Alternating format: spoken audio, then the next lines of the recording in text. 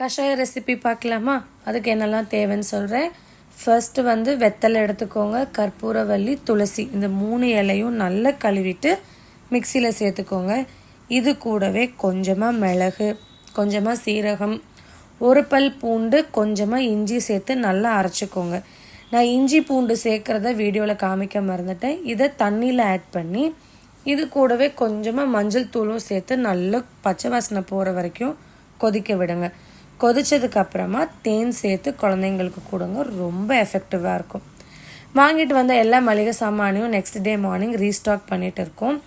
ஆதுக்குட்டி வந்து தீபாவளி வரப்போகுது, அதனால் நான் கோலம் போட ட்ரை பண்ணணும் அப்படின்னு சொல்லிட்டு பின்னாடி வந்து கோலம் போட்டுட்ருக்காங்க.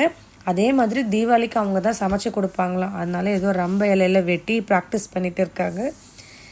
ஸோ இந்த கஷாயத்தை செஞ்சு உங்கள் குழந்தைங்களுக்கு கொடுங்க. Stay tune. Bye bye.